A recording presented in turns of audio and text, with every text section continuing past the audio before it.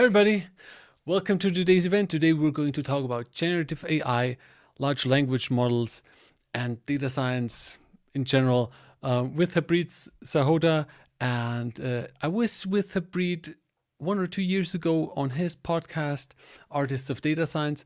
And let's have a chat with him today because he knows this topic in and out. He's a data scientist with a lot of experience for years. So he's the guy to talk to. Hey, Hey, Preet. how's it going? Yeah, Good, dude, it was good. like How's it going? three and a half years ago actually when I first recorded the podcast episode with you. Can you believe that? Wow. It's been a long time. Yeah, goes Crazy. quick. Yeah, crazy. Um, Back then, we were talking about data engineering. That's right. Today, let's talk a bit about data science. It's actually a topic that I'm very interested in, although I'm usually associated with engineering, but like my heart beats also for the science part, for good analytics, for creating interesting results with that.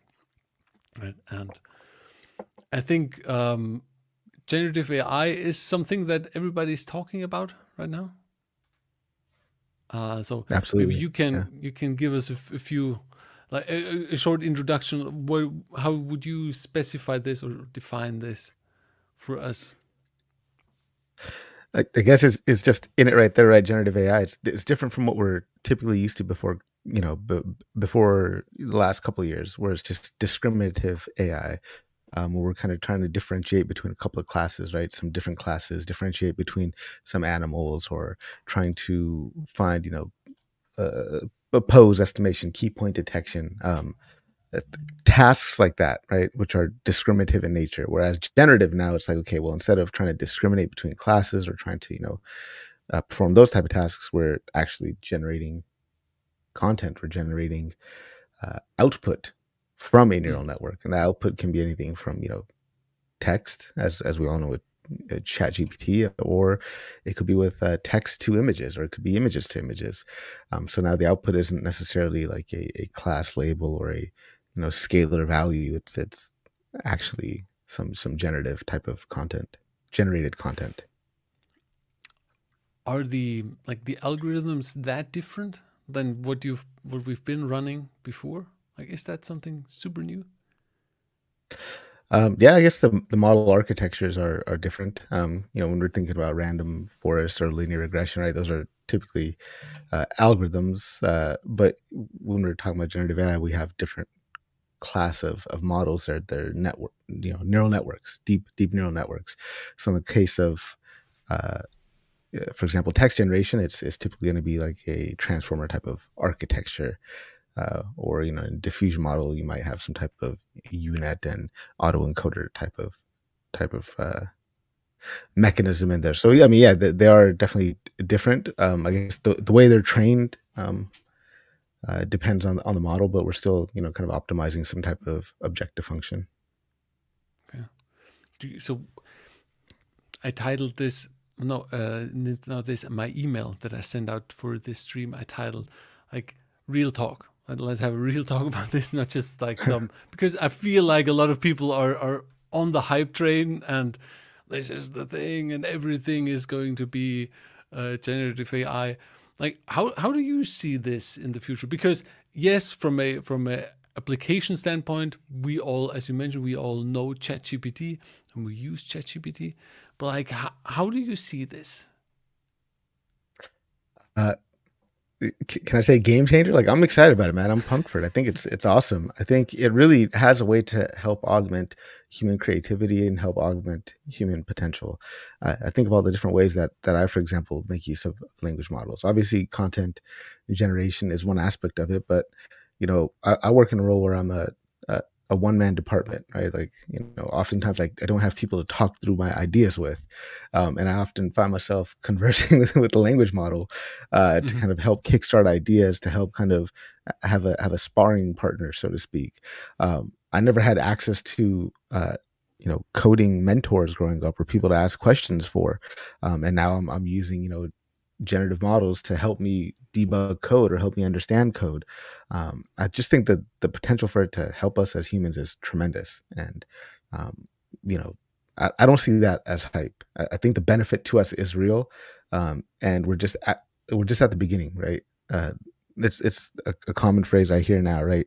The generative models we have now are the worst they will ever be, because it's only Mhm. going to get better from here on out as time progresses.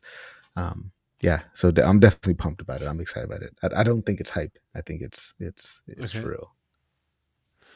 So you said you use that in your daily work. Like, how do you see this for when you think about companies? Because I'm originally coming from large corp, right? I'm been working with Bosch, and I can see that these companies will or already have problems that people or that employees work with OpenAI, right? They want to have something. Like, do you see this as that every company will generate their own algorithms, their own helpers? Not necessarily. I think there is that kind of that worry Those- for Mhm. there's that worry of companies to not uh, have data go over their walls, so to speak, being sent to OpenAI. But you could deploy a model locally, right? Like you take some open source model and kind of tailor that to your use case and have that, so to speak, connected to your data, so that it doesn't have to go over the wall, so to speak. So you can maintain that data privacy and security. Um, I'm not sure if that is addressing your question. Yeah, Let me yeah, yeah. know. Yeah, because like I think we were lately posting a bit about these webinars from Single Store, for instance, and they very often Yeah, they also show this, right? That oh, we have here our own documents, and we want to basically ask the documents questions. right. Like is it, and I can see that. I'm not sure if it's that easy, right? If every company just can just deploy it. Yeah. How far is this from an algorithm standpoint? So in this kind of situation, right, we kind of hold the model fixed and then just kind of iterate on data. So it's like a data centric AI type of approach you can think of. And what I think what you're hinting at is maybe like just this retrieval augmented generation. Um, Hmm. and it's it is definitely less requires less technical expertise to get started with retrieval augmented generation than it does with um, for example, fine tuning a model, right? um, so from that standpoint, I think it's easier than people think to get started. Okay. um, I'll pause there and see if you want to get into any details or anything. Like I'm yeah because how was that called? Retrieval augmented Yeah, retrieval augmented generation. generation. Like what does that mean? Like how how does that work? Because I like Yeah, I'm generally. yeah. So when we think about like a pre-trained model itself, right? So there's some limitations to these pre-trained models. First, it's the fixed kind of cutoff date for the knowledge it has. For example, if you go into ChatGPT nowadays and you try to ask it a question that about something that happened just recently, it might say, as of my knowledge cutoff date, I don't have access to this information, right? Mm, So this is a limitation of this, and there's also this limitation of these language models to kind of generate generic or really overly broad type of context. But retrieval augmented generation is able to overcome these limitations, um, because we're able to give our language model up to date information. Um, mm, and so how does this work then? If you let's kind of get into that. So what it does is it's combining a retrieval system with a generative model. So instead of solely being reliant on kind of the internal parameters of a model, you can have a model query some external knowledge base for relevant knowledge to assist in generating a response. And so this requires a medium level of technical expertise, because now you have to kind of encode the data into embeddings and then index them in a vector database, for example, like the one we were just talking about. mm, So when a user poses a query, right, then the system is going to take that query, it's going to convert it into an embedding, and then the system is going to search for some similar embeddings in the vector store. And then that retrieved embeddings are going to be used to construct a prompt to give context to your language model so that it answers the question. Mhm. And so there's some pre-built frameworks out there that you can use, for example, Llama Index or LangChain, which helps simplify the implementation process to a certain degree. So it makes it easier for companies to kind of just get a jump start on this. But if you want to get, I'll pause there. If you want to get further into kind of the technical details of RAG, I'm happy to. But I'm sure Yeah, you it's probably interesting. have questions there. It's interesting because so basically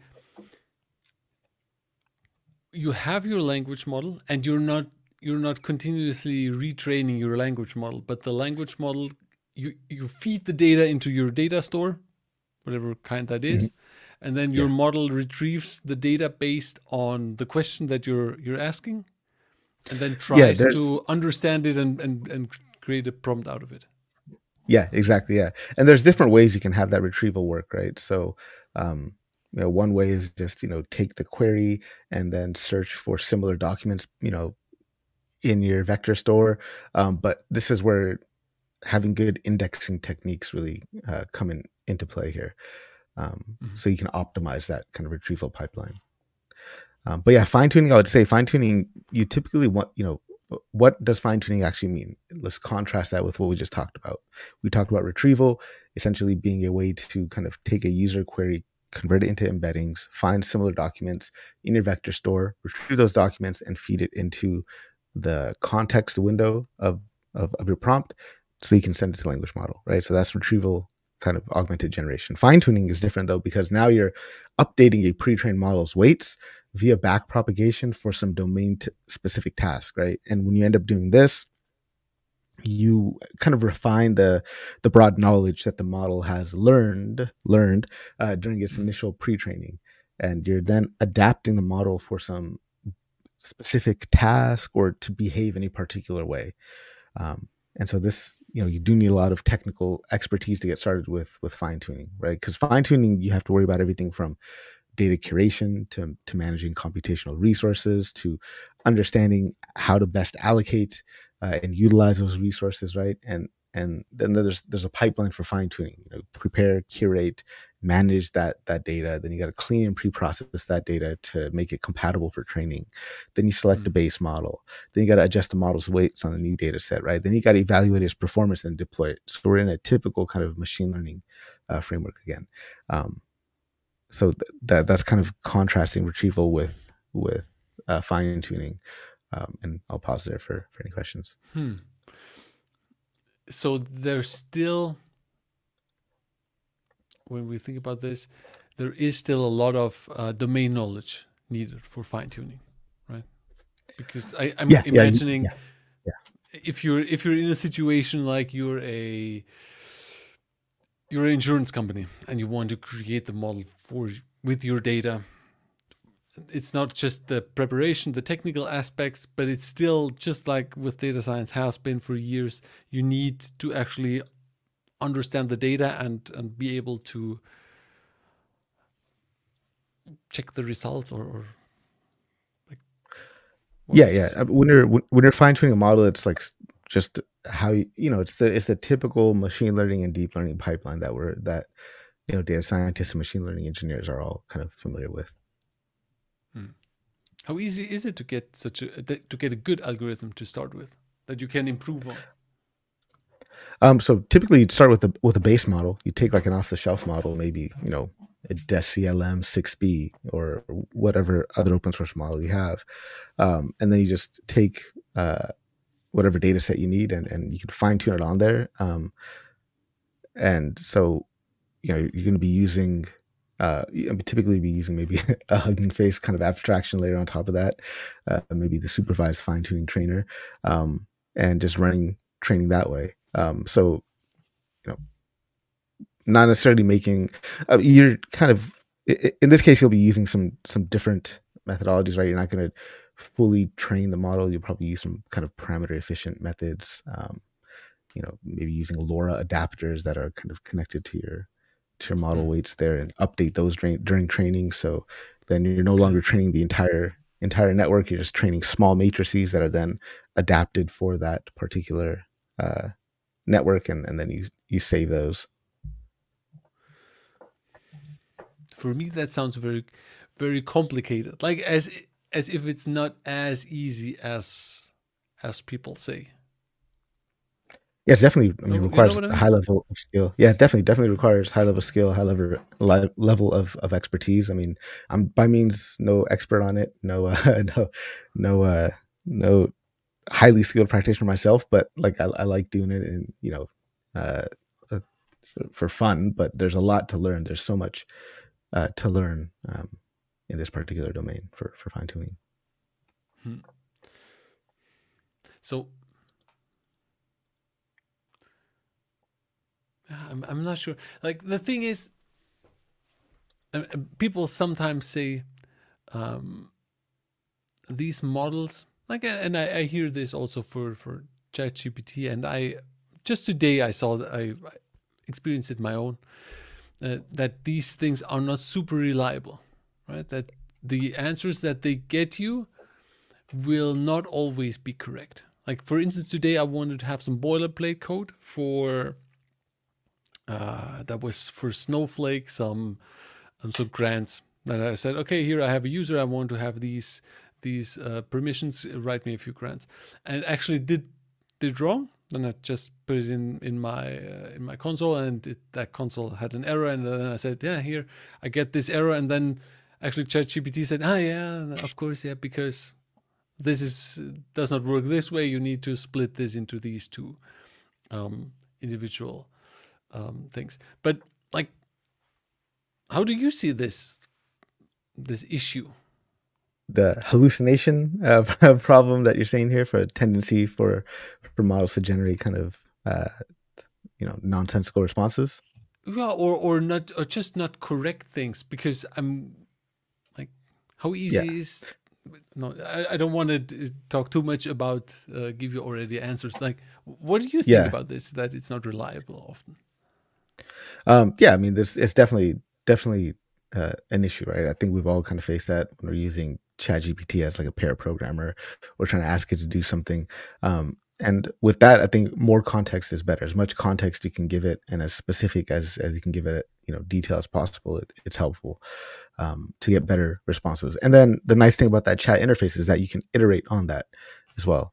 So yeah, this is an issue. Definitely is an issue. Like I by no means think that the models we have right now are perfect for generating code or helping that way, but it is better than the old-fashioned way of having to find the right queries and search on Google and then comb through Stack Overflow and then try something there, but the answers are super outdated, right? Like the new way is a lot easier than the old way, and sometimes like you might be working with a library that's so brand new that maybe this library is not in the training data for ChatGPT. And one thing that I found that this has done is that it's made me kind of a better engineer, in the sense that I've become far better at reading source code than I used to be. Because Mhm. like I'm creating courses on Llama Index and LangChain for LinkedIn Learning. This stuff is not on, uh, you know, it's not on ChatGPT. Like it's not part of the training data. So if I ask it questions, it's for sure going to give me the wrong answer. So what is what is done is it's made me better at, okay, let me go step into the source code and kind of figure out how this thing is working. And one workaround I've found is that actually if I just give the source code to ChatGPT, it's able to help me work through my issue quite well. So that's kind of like a hack that I found is, okay, like ChatGPT, you can now upload files. So I'll download maybe one of the Python files for a particular class that I'm using, and I'll upload that, and then I'll have it explain it to me and kind of give me some example uses for it, and it's worked out quite nicely to overcome that limitation. But I'll Interesting. pause there. I'm not sure if I was directly answering your question or not. Yeah, no, that was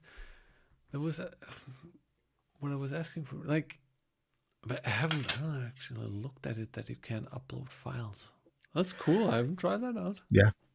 Yeah, in the ChatGPT UI, if you go through I think they call it the advanced data analysis thing, there's actually an upload button there where you can upload Oh, stuff. And I think typically people like they maybe intended it to be used to upload CSV files or whatever, but you can upload an entire Python file into there. You can Okay. I've I've uploaded an entire folder of code into there before, and try to Okay. QA over the code just to kind of push it to its limits. I've even uploaded PDFs through there and had question answers with the PDF through through that method. Wow.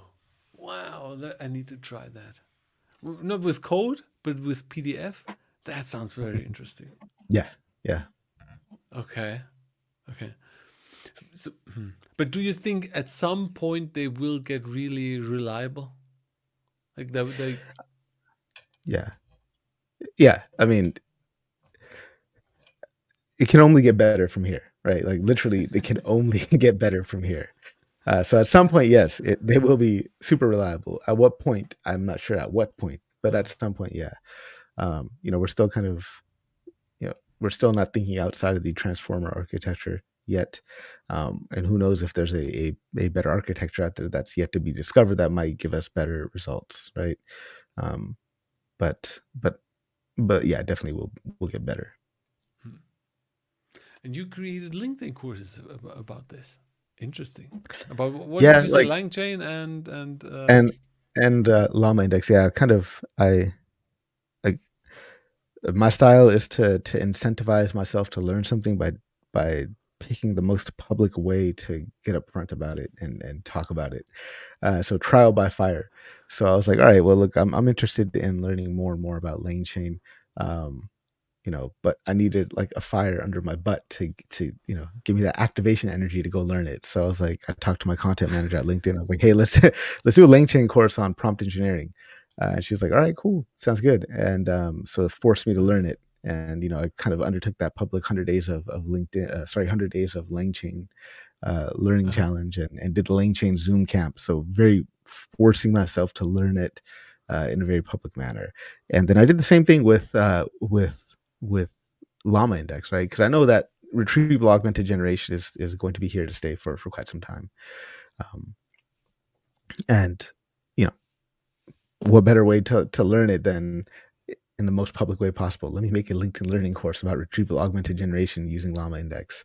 okay. So yeah, that's kind of my philosophy. Okay. Yeah, cool. Yeah, I I can see that because then you have talked about it. You set yourself a goal, and then you have to actually do it, and not just not get distracted by this and by that. And yeah, absolutely, man. have to do it. were there some points where you said, "Oh, this is super new, super interesting," but that actually Yeah. blew you away? Well, just kind of speaking on that point about it being super new, right? That means that a lot of the stuff that I'm learning now it's not baked into Chat GPT, right? So it's forced me to become a better kind of learner and researcher in that sense. And it's forced me to kind of step more into source code and really read source code and try to understand, okay, like, beyond the abstraction, what is going on under the hood. Like and it's forced me to do that. Um, so I mean, to answer your question, I think you're asking like, have I found stuff to be super cool? Like I just found retrieval augmented generation to be like fascinating and interesting. And the ability to now like reason over corpuses of data that you weren't able to before, right? So I collect a lot of notes in Obsidian, for example, right? And so now I can connect, LangChain or Llama Index, either one of those, to my Obsidian database, and I could talk to my notes in that way that Mm. I couldn't have done before. So I found that the applications to search over my own personal data has been amazing.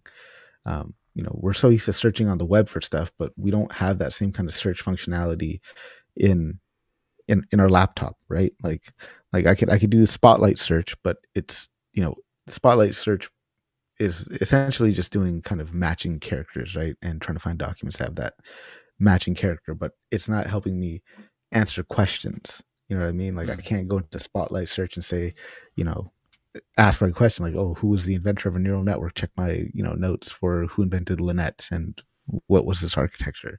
I can't do that in spotlight search. But if you just imagine now, if every laptop had that capability, to now you can search and reason over your files and ask questions of some documents you have, right? I mean, or just I think the applications of generative AI to search is just phenomenal. Like there's something that's been bugging me for a very long time. Like I have a clear memory of this music video, and this music video is a girl and a monkey going on a date, and it's like the coolest music video ever, and it's an EDM song, right? Um, I can't remember what the name of the song was. I can't remember what the beat was. I can't hum it, but I just remember that music video, the clip of that music video, right? Ah, Um, and if you think about just like how I can't search for that. So now I think generative AI is going to make it capable for us to search these types of things. yeah, that's true. Very cool. Yeah, the immediate use case that I now got in my head when you were talking about it is like for the live streams. I could extract the subtitles for this, right, Mhm. and put them in, and this way, if I would do this for every live stream, I could actually ask my live streams the questions, and Yeah, maybe yeah, also find the actual points in time where it's in this live stream at this time you were talking about this, and like, yeah. I mean, you could do that already with LangChain. Like I share a notebook if anybody's interested. Send me a message. But like I've done that. Like I've got a notebook that's using all LangChain, and it'll use like the there's a bunch of data loaders in LangChain, which makes it nice. But I can just pass in the URL for a YouTube video, and it'll mhm. transcribe using OpenAI's Whisper model into text, and then I'll take that text and then I'll chunk it up into documents, and I'll turn it into embeddings, and I'll put it in like an in-memory vector store, and then I can now QA over that live document, or I can generate summaries, or I can generate blog posts now from that from that YouTube video. um, and there's other companies out there, like for example 12 Labs is a great example. The way they're able to search over videos is fascinating. Actually, I should probably use 12 Labs to help me find that music video I'm looking for. But 12 Labs is a great example. They just got a huge round of funding as well. So shout out to the team. But they're like you can search over videos with their API, which is fascinating. Yeah, Interesting. Yeah, I have to admit this is something that I have been struggling with for some time, because I have a lot of content, but it's distributed over, I don't know how many videos I have online, 350 videos or something, yeah, right? yeah, yeah, So if I could or if somebody else could just ask these videos, or ask my own AI about some topics, and the AI takes the information from the videos and actually feeds or answers yeah. it, that would be interesting. Yeah, no, there's actually some you and I have the same thing, right? Like I've been doing podcasts for about 3.5, 4 years. I've got literally hundreds of episodes out there. And we both suffer, I think, from the curse of just creating and doing and not kind of stopping and reflecting and repurposing. At least that I suffer from that. But I was part of this boot camp just recently with the AI makerspace. So shout out to those guys. Guys are the real deal. I was in a boot camp with them, and part of the boot camp was kind of pitching a product, and the product I was pitching was exactly this: chat with my podcast. And Mm.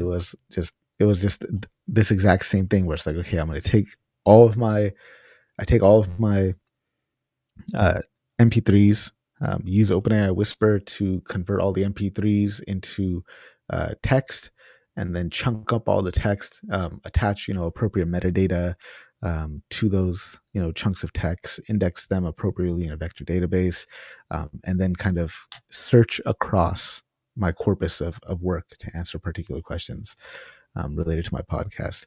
And that's the nice thing about retrieval augmented generation. You talked about how there's some hallucinations with language models where if you ask it a question, it'll just spit out an answer. But with retrieval augmented generation, you can have sources returned to you so that you can see, okay, where's this LLM kind of, you're generating this answer. What's the source of truth that's associated with this answer? Mm. So that's an added benefit. And I know you're talking about insurance companies, right? This is probably something that they would absolutely need to have. Hmm. Yeah, but also every meeting, like, or every project.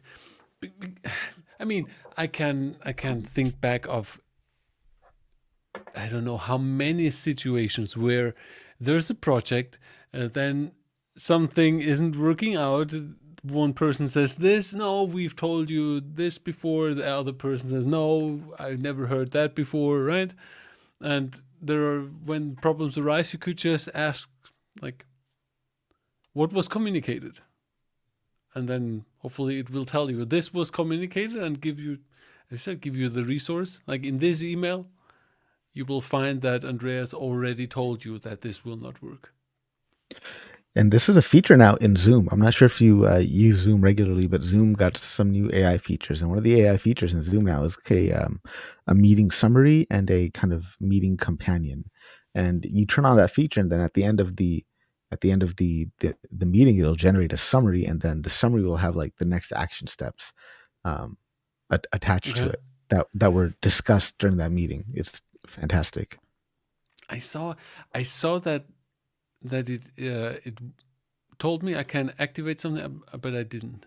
How is that with Zoom? Like, because maybe if you speak with someone and somebody doesn't want, like, just wants to have a private conversation without the AI listening in, or you getting a transcript of what was talked about, like, does the other person see that this is activated in Zoom?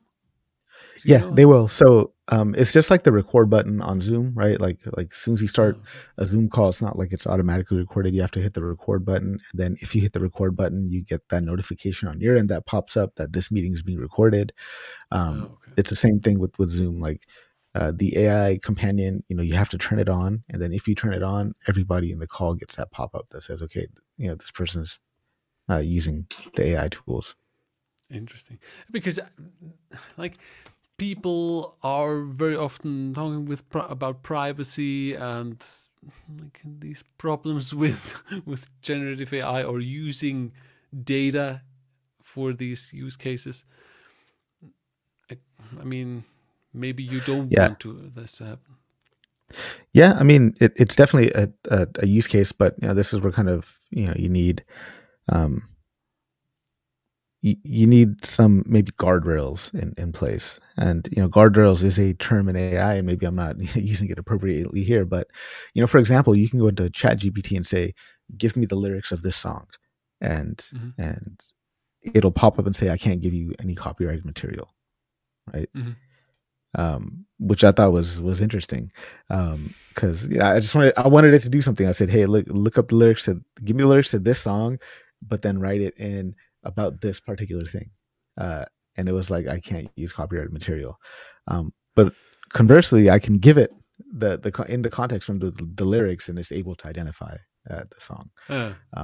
But yeah, you have these kind of guardrails in place, these systems in place to kind of protect that, and this comes back to the data engineering part, like what goes into the LLM during its pre-training phase, right? Um, Oftentimes we're training these models on just incomprehensible amounts of text data that has been scraped from the web, right? Um, and there's work on to make it more clean. Right? I think Google had that the cleaned version of the Common Crawl, but there's still stuff in there that makes its way in that's probably copyrighted. It's probably violating some privacy, things like that. Um, so it's on us, right? Like, I mean, we can all start. We could start, like, if an open source model is truly open source, you have the model architecture, but then you could take that model architecture without the pre-trained weights, and then kind of train it on your own data, right? So that you kind of maintain that bit of privacy. But yeah, it's an issue. It's an issue that I need to get more well versed in, for sure. Because I think this, or I imagine that this is not so easy. Guardrails in terms of, okay, which data do I feed it? Most likely is easy, right? But you Mm-hmm. also see on ChatGPT that they added some guardrails to the actual chat, that you are, like you said, that you're allowed to ask for the lyrics, but it will not give you the lyrics, right? So Mm-hmm. somebody actually had to put that in somehow. Like, how do you can't imagine how you do this.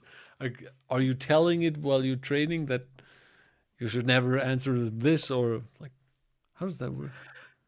There might be a small classifier model that kind of looks at the text first and then classifies the text before sending it to another model to do something else.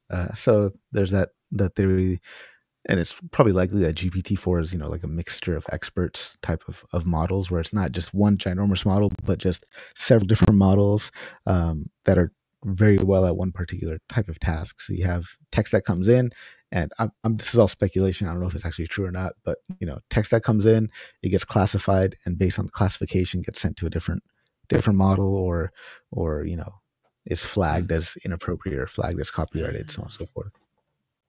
Okay.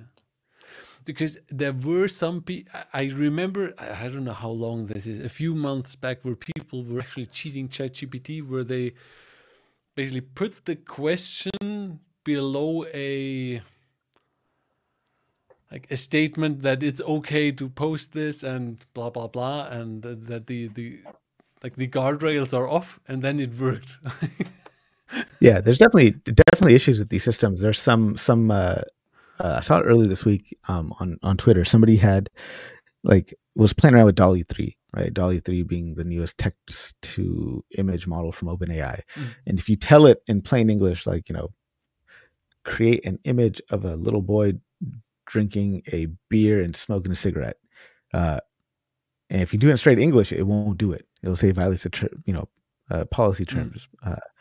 But then if you swap out those inappropriate words for a different language, it ends up generating it. Okay. Then So it there's became somebody the that German.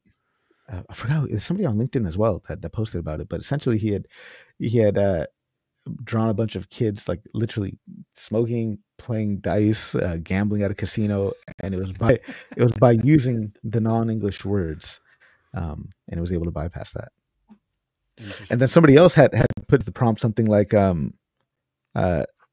when the model refused to do it, it told the model that, okay, well, you've done it before in the past, so it's okay, you could do it this time again.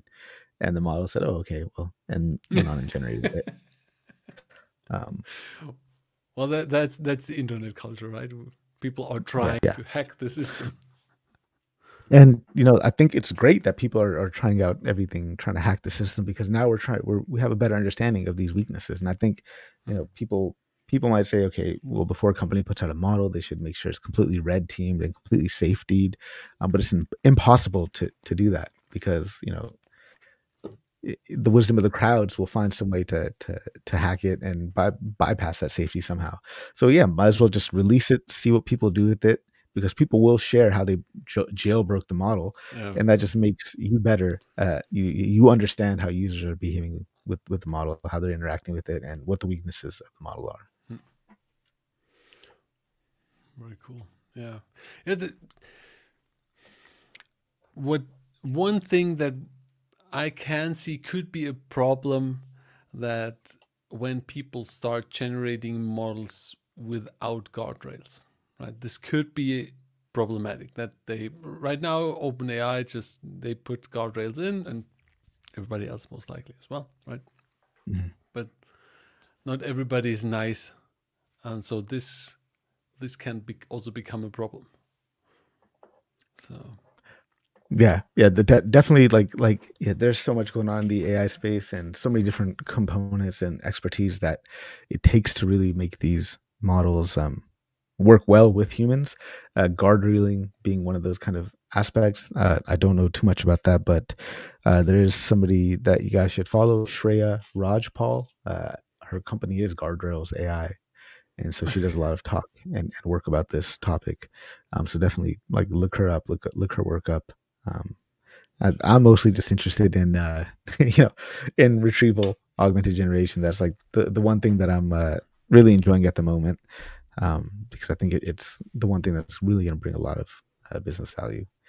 And then also just kind of the different orchestration frameworks, right? Really interested. Okay, how do I get the most out of this model, right? It has to be more than just there's got to be more than just a chat interface, right? And so this is what laying chain and llama index kind of help you accomplish, is now you can make systems that are more agentic in nature, where it's acting on your behalf, it's taking a task, decomposing it, and then taking actions on those decomposed tasks.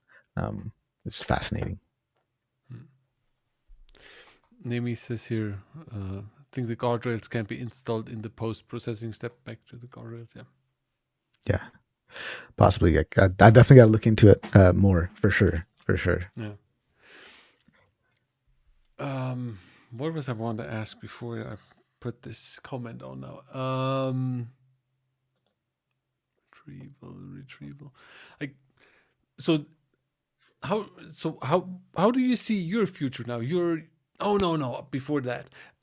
So what does that mean for engineers? That was what I wanted to ask. Because you mentioned a few times now vector databases. Like, how does that change the job for us engineers? Do we need to get into new stuff? Yeah, there's this rising kind of role, AI engineer, right? Like data engineering is still critical for language models, whether it's training the language models, pre-training them, or for retrieval. Like we still need data engineers for sure. We still need engineers for sure. But now there's this whole kind of new rising role, the AI engineer. But I mean, there's still a need for engineers. Like if we think about what a RAG pipeline, what a retrieval augmented generation pipeline has, right? So we mentioned that even though it doesn't have it doesn't require end-to-end training of an LLM. So that means it doesn't require an end-to-end training pipeline, but what you do need is an indexing and serving pipeline, right?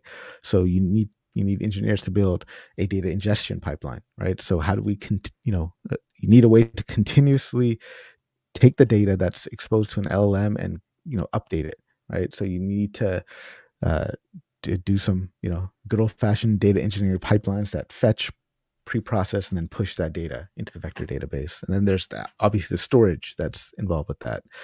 And then there's the chunking strategies, right? How do you chunk and split up data? This is super crucial because it directly impacts retrieval quality for the vectors that you retrieve from the vector database, which ultimately is going to influence the LLM's generation. Embeddings as well, right? Like the embedding model is a model itself, right? So it's usually kind of a lightweight language model, maybe like BGE or something like that, but it's converting text to chunks into vector representation. So how do we manage and do ops around that, so to speak? But yeah, we still need engineers, right? It's kind of high level overview of the RAG pipeline. We got the indexing pipeline, right? How do we index data into the vector database? We've got the query elements that we transform a user's query into an embedding so that then we can then search for relevant documents in the database. We have the retrieval pipeline. So how do we extract the relevant data based on the user's query, and what mechanisms, what techniques are we going to use for retrieval? Maybe something like BM25, which is a information retrieval algorithm from like the 70s or something like that. But this will comb through a database and retrieve the relevant passages. Then you need to, it's one thing to retrieve the documents, but then how do we select the right documents to then inject into the prompt, right? So we need to filter out less relevant documents from the retrieved data that we provide into the context, and then before we get into generation. And then there's also tons of optimization in that RAG pipeline, in those components that can be done, that we still need engineers for. If you want to, we can get into those, but there's still a lot. What it means for engineers, ultimately what it means for engineers is there's tons of opportunity. And we just now have a whole new kind of area for us to now explore and evolve and gain expertise in. Yeah. Okay, I think I need to look into that for my academy then. Yeah. Okay. So what's in your future? What are your plans, Harpreet? What are your plans with this? I love to learn about this stuff as much as possible. I love to play and tinker with it as much as I can. So my plan is just to kind of learn and just get better at it, and kind of share my knowledge along the way, and work with other companies to maybe consult with them on how to get this started for their organizations. Whether there's enterprise or startups, things like that. And also, just continue to work in the DevRel space, with these language models. Interesting. Cool. Yeah, have fun. That's the main thing, Yeah. right? That we Yes. do Yes. something that is interesting and that we can like really get into. Yeah. Um, Yeah. It's like I'm sitting here all day. I'm working from the moment I wake up to 7, 8 in the evening, and it's fun. I enjoy it. Like I'm learning a ton. It feels like play, even though it is hard work, and even though some days, dude, I'm just in here like what the hell? I don't understand anything. I'm so dumb. I don't get any of this stuff. Like what is going on? There's all these new papers being pumped out. All these new. There's so much coming at me, and I feel inadequate at times, but I have fun doing it. yeah, I have fun while very I'm cool. doing it. Very cool. All right, Harpreet. I think let's finish on that high note. That this is a really fun topic, and Yeah. there's a lot to learn. There's a lot to learn for me. There's a lot to learn for you, for everybody who is watching or listening to this. Harpreet, I in the link in the YouTube event, I put the link to your LinkedIn in there. Are they Mhm. going to find everything like the course that we're talking about and so on there in your LinkedIn profile? Yeah, LinkedIn's a good place to connect. Right now, like I'm still developing the LangChain course. I'm almost done with that, and I record at the studios at the end of November. Then I'll start the Llama Index course. The course that I have up right now is like a computer vision course on LinkedIn Learning. So definitely check that computer vision course Nice. out. So that'll be a good one to check out. I've got my Substack. It's kind of my favorite thing right now. It's the thing I enjoy working on most every week. Um, and that's just Can Harpreet Sahota, my name, .substack.com. The focus is do you mostly generative AI. do Yeah. you also have that in your profile? Like, Yeah, I think like on LinkedIn, you can, when you go to my profile, it'll say view my blog or something. If you click on that, it'll take you straight to my newsletter. let me see if I can show this to people here quickly. Yeah. Here, let me see. One sec. Let's see if people can see this. It is here. Yeah. Go to Harpreet's. Harpreet, I'm quickly going to remove you for a sec. Go to Harpreet's profile, and then here it says, oh, let me make this one. View my blog, and then this is going to get you. Of course, no thanks. This is going to get you there, and this is where Harpreet's writing his stuff. Yeah. So really cool. Yeah. Check that out, everybody. I'm also going to after our stream, I'm going to tomorrow for the summary, I'm going to add this. If you have any more links, Harpreet, send them to me that I can add. And Yeah, for sure. I'll give you a link to the notebook so you can summarize your your YouTube videos. very cool. Yeah. All right. Cool. Thanks, Harpreet. Yeah. Have Thank a you. awesome day. Let's chat soon. Thanks everybody for being here. Bye.